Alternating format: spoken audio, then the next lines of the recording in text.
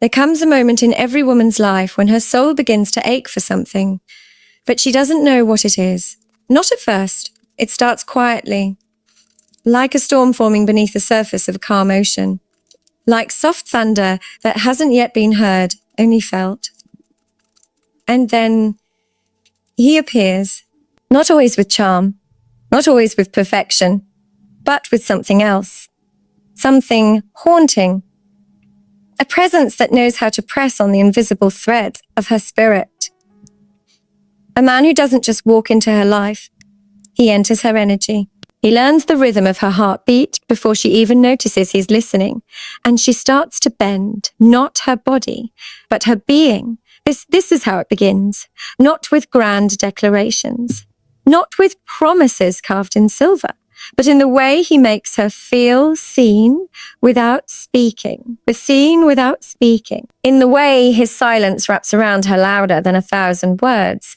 And before she can place her finger on it, her mind begins to orbit around his. Her emotions no longer belong to her alone. Women don't just get addicted to men through logic. They get addicted to energy through emotion, through illusion, through soul memory. They get addicted in ways they cannot explain to anyone else.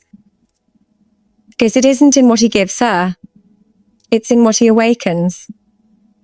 The things buried, the feelings long locked away, the version of herself that she forgot exists. And that is the most dangerous kind of addiction. The one that feels like home, even when it's a storm. The one that feels like healing, even when it's chaos. Or the one that feels like destiny, even when it's a lesson dressed as love. You see, there are men who study women's minds, but then there are men who study her wounds.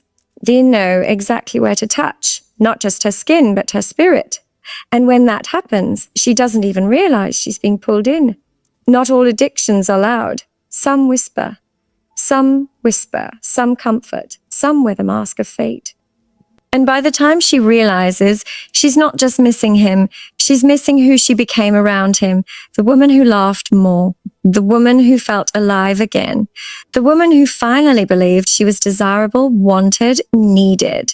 But what she doesn't know is the man she's addicted to may not love her. He may just love the way her soul dances for him. He may just love the power her addiction gives him. Yet she stays, not because she's weak, not because she doesn't know better, but because the bond feels like magic, like something ancient, sacred, and impossible to replicate, even if it's costing her pieces of herself. And now I want to tell you something deeply important.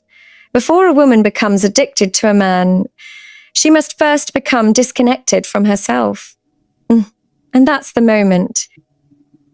That's the opening. That's when he steps in and fills the void she didn't even know was aching. He mirrors back her brokenness, not to heal it, but to hold it hostage. And that's when the cycle begins, the craving, the obsessing, the doubting, the questioning, the needing. It is not her body that is addicted, it is her identity. It is the version of herself that only exists around him. But you must understand this. No man is your source. No man is your home. No man is your soul's destination. You are not incomplete. You are not unworthy without his attention. You are not unloved just because he walks away. You were whole before he arrived, and you will be whole again when you return to yourself. Because a woman who remembers her worth, her sacredness, her inner power, is a woman no man can manipulate. She becomes untouchable. Not because she has walls, but because she finally has standards. She finally remembers that her soul is not for rent. So now, I want you to breathe, not just with your lungs, but with your heart. Breathe back into yourself. Return, reclaim, restore, because you are not meant to be addicted. You are meant to be aligned. You are not meant to be chasing. You are meant to be choosing. You are not meant to be consumed by someone else's energy. You are meant to walk in your own light. And when you finally do, that's when you see clearly. That's when the spell breaks. That's when you realize you were never in love with him. You were in love with how you felt around him. But now it's time to feel that way on your own. The addiction ends the moment self-love begins. And now, here are the 5 signs that reveal how women get addicted to men without even realizing a tone. Emotional mirroring disguised as connection. It always starts so beautifully. So effortlessly. As if the universe handpicked this man from the heavens and delivered him straight to her heart. Every word he speaks feels familiar. Every glance, every touch feels like he's known her soul for lifetimes. But what she doesn't realize is that this isn't soul recognition. This is his emotional mirroring. Zinkerford. You see, some men don't connect with your heart. They reflect it. They study your energy, your wounds, your desires, your silence. And then they become what you crave. Not out of love, but out of strategy. He listens carefully, not because he wants to understand you, but because he wants to mirror you. He notices what you're missing. He senses your emotional hunger, and then he becomes it. If you need gentleness, he becomes gentle. If you long for depth, he speaks with mystery. If your soul craves presence, he looks into your eyes like you're the only woman on earth. But it's not always real. It's not rooted in who he truly is. It's based on what you project and what he reflects back, like a mirror trained in seduction. And this is why it feels so intense. Because in truth, you're not falling in love with him. You're falling in love with a version of yourself he's pretending to be. He becomes the echo of your needs, the reflection of your light. But mirrors don't love you back. They just show you what you want to see. And once you start trusting this illusion, you begin to bond with it. You become emotionally dependent on this false reflection, thinking it's connection, thinking it's love. But it's not. It's performance. A carefully tailored emotional costume worn by a man who knows how to make your soul feel seen. But only so you let your guard down. That's when the addiction forms. Because now she feels like he understands her more than anyone ever has. But what he really understands is how to become what she needs without actually being it. And when that mask starts to slip, when his actions no longer align with his energy, she feels confused. She starts blaming herself. She thinks she did something wrong. She chases the version of him that only existed in the beginning, but it was never real. It was a spiritual disguise. And that's why it hurts. That's why she can't walk away. Because she isn't just leaving a man. She's leaving a man. She's leaving the dream. The connection she thought was divine. The emotions that felt so pure. But now she must awaken. She must realize that love is not about how well someone mirrors you. It's about how well someone meets you. Authentically, consistently. Without performance. Without manipulation. Emotional mirroring creates a high, but it doesn't build a future. And when a woman finally sees this truth, she doesn't fall for chemistry anymore. She waits for character. Because real connection doesn't mimic your soul. It respects it. It honors it. It shows up, raw and unpolished, and says, I won't pretend to be what you want, but I will be true in who I am. That is connection. That is love. That is freedom. Two. Trauma bonding masked as soul ties, there is a kind of love that doesn't come softly. It arrives like fire, fast. All-consuming. It feels spiritual, fated, cosmic. But what many women mistake for a soul tie is actually a trauma bond. And that is one of the most dangerous illusions of all. Because a trauma bond doesn't feel like a wound. It feels like destiny. Like something ancient and unbreakable. Like a connection written in the stars. But in truth, it is a connection written in pain and sealed by emotional chaos. You see, when a woman carries unresolved trauma, abandonment wounds, neglect, emotional starvation. She becomes more vulnerable to this type of man, not because she's weak, but because her nervous system is searching for familiarity. And then he appears not as a healer, not as her partner, but as a mirror of her unhealed pain. He triggers her deeply and then soothes her just enough to keep her hooked. He pulls away when she opens up, then comes close when she starts to withdraw. He creates the very storm and then offers his arms as shelter. But that shelter never lasts. This back and forth pattern, the hot and cold, the confusion, the intensity, the tears followed by passion. It feels like love. It feels like depth. It feels real. But it's not. It's just the cycle of trauma dressed as romance. What she calls chemistry is actually her nervous system trying to rewrite the story of her pain. She thinks, if I can just make him love me, I'll finally prove I'm worthy. If he stays, maybe I'll finally feel safe. But no man can heal the wounds that created the bond in the first place, especially not the one who keeps reopening them. The emotional roller coaster becomes her addiction, not because she enjoys the chaos, but because the highs feel like home. That love should hurt before it heals, that she must fight for what's hers. But the truth is, a soul tie doesn't make you suffer. It expands you. It grounds you.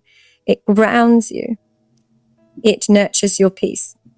If the connection constantly leaves you crying, doubting, chasing, or shrinking, it is not a soul tie. It is a soul trap. And the moment you confuse emotional chaos for divine chemistry, you open yourself to manipulation disguised as intensity. You begin calling anxiety a passion. You begin calling emotional withdrawal a mystery. You begin calling trauma bonding a twin flame.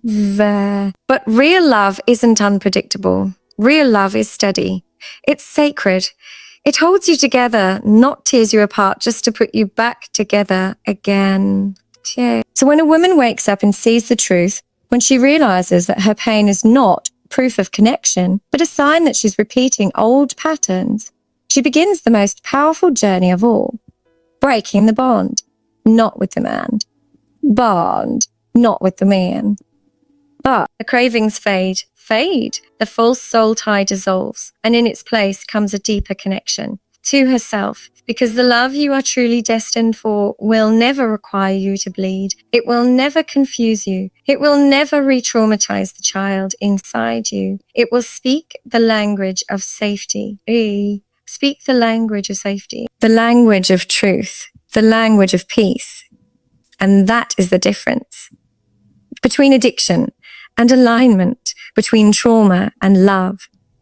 3, hormonal highs confused with true intimacy. There is a storm that brews within the body before the mind even understands it. A whisper in the bloodstream, a rush in the chest, a soft fire that begins to burn where logic no longer reaches. And in that sacred hidden place, the lines between desire and devotion begin to blur. Many women mistake that chemical intoxication, that wild rush of oxytocin, dopamine, and adrenaline for intimacy, for something spiritual, for something real. But let me tell you the truth. The body can feel addicted long before the soul feels loved. Because when a man knows how to awaken your physical sensitivity, when he understands your rhythms, your breath, your emotional triggers, your hormonal seasons, he can create a chemical trap. One that feels like bonding. One that feels like connection. But it's not connection.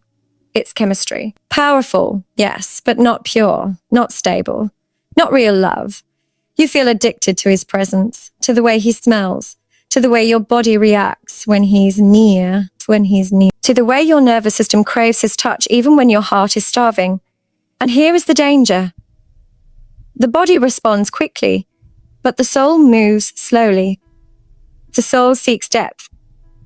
The body seeks sensation. And when the hormonal highs take over, a woman begins to think she's in love, but she's actually just riding the wave of chemical illusion. Oxytocin makes her feel bonded after deep conversations or after intimacy. Dopamine spikes when he texts her after ignoring her for days. Adrenaline kicks in during the chase, during the arguments, during the uncertainty, and all of it makes her feel alive, addicted, attached. But here's the truth. Intensity is not intimacy. Lust is not loyalty. Touch is not truth. And a man can stir your body without ever honoring your heart. This is how women become addicted without realizing. Not because he gave her love, but because he triggered chemicals that she confused for love. And the more she chases that high, the more her spirit begins to dry up. Because the soul needs consistency. The soul needs consistency. The soul needs trust. The soul needs presence. But the body just wants the next hit, the next kiss, the next rush, the next reply, the next apology after the pain.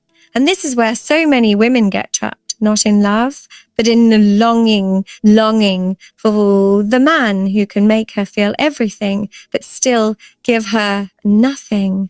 And she wonders why she can't stop thinking about him. Why she misses him even after all the hurt. Why she feels hollow when he leaves and whole when he returns. It's not her weakness. It's not her weakness. It's her chemistry. But once she learns this, once she awakens to the difference between physical intensity and spiritual intimacy, she begins to reclaim her power. She begins to ask different questions. Does he see me beyond my body? Does he hold space for my mind, my soul, my silence? Or does he just know how to touch me so I forget what I deserve? Because the woman who learns to calm the storm in her own body, who no longer mistakes butterflies for truth, becomes unreachable to the man who only offers temporary highs. She no longer chases sensation. She seeks sensation. She seeks substance. She no longer falls for presence in the bedroom. She watches for presence in the aftermath. And that is how she rises from addiction to awareness, from craving to clarity, from lust to love. 4. Validation addiction disguised as love. There is a hunger deeper than physical touch, a thirst more desperate than desire. It is the longing to be seen, to be chosen, to be enough. And many women walk through life carrying this silent ache. This invisible wound that says, and maybe if I'm good enough, he'll stay. And maybe if he chooses me, I'll finally believe I'm worth it. This is where the addiction begins, not with the man himself, but with what his attention represents. Because when he looks at her like she's magic, when he texts her back after pulling away, when he compliments her after days of silence, it feels like proof that she matters, proof that she's worthy, proof that she's finally lovable. But here's the truth. This isn't love. It's validation addiction. And it's silent, subtle, devastating. You see, validation feels like oxygen to the woman who hasn't fully embraced her own worth. And when a man gives her a taste, then pulls it away, then gives it again, her nervous system becomes hooked. It's no longer about connection. It's about survival. Her heart becomes a battlefield between am I enough? And why did he stop choosing me? And that's the cruelest part. He doesn't even have to love her. He just needs to make her feel loved for a moment. And suddenly, she's chasing. Not because she wants him, but because she needs to feel like she's wanted. She mistakes his breadcrumbs for affection, his approval for intimacy, his compliments for commitment. But it's not love she's holding on to. It's the fear of being unworthy without him. And that fear becomes the chain. So she lowers her standards. It's rented, it's temporary. And one day, when he changes, when he withdraws or breaks the pattern, her whole world collapses. Not because he left, but because he was her center. And no man should ever be the ground you walk on. You are your own foundation. True inner security is unshakable. It doesn't vanish when he walks away. It doesn't crumble when he stops showing up. It says, I am my own home. I trust my own voice. I do not need your calm to feel peaceful. When a woman remembers this, the illusion breaks. She no longer stays for comfort. She stays for alignment. She no longer clings to what soothes her wounds. She chooses what speaks to her spirit. Because the man who only offers her safety, but not depth, not growth, not truth, is not her home. He's just a soft distraction from the deeper healing she still needs to do within herself. And when she chooses to do that healing, when she builds that inner sanctuary, no man can ever make her addicted again. Because she is no longer trying to feel safe in someone else's arms. She is finally safe within her own. 6. The fantasy of potential over the reality of behavior. There is a subtle kind of blindness that doesn't come from lack of sight, but from too much hope. From seeing what could be instead of what is. So many women fall in love, not with the man standing in front of them, but with the vision of who he might become. With the idea of his future self, not the truth of his present. And this is where the addiction forms, not through pleasure, but through possibility. She tells herself, he just needs time. He's been hurt before. He's trying, I can feel it. And because she believes in growth, because she loves deeply, because she sees his light underneath the shadows, she stays. But here's the painful truth. Love cannot live in potential. And promises are not the same as proof. A woman begins to build her emotional world around what she hopes he will become, not who he actually shows up as. She explains away the red flags. She romanticizes the rare, good moments. She magnifies every soft gesture as if it erases all the patterns of neglect, inconsistency, or disrespect. And in doing so, she begins to betray herself. She silences her intuition. She rewrites the story in her mind. She holds on to memories of who he was in the beginning, convincing herself he'll return to that version, even if that version was a mask. This kind of love is not love. It's a project. It's emotional labor disguised as loyalty. It's spiritual attachment to a man who is not present, but is possible. But here's the danger. When she invests in who he could be, she postpones her own growth. She builds a life on delay. She keeps shrinking her needs so that he doesn't feel pressured to rise. She doesn't just stay for love. She stays out of belief.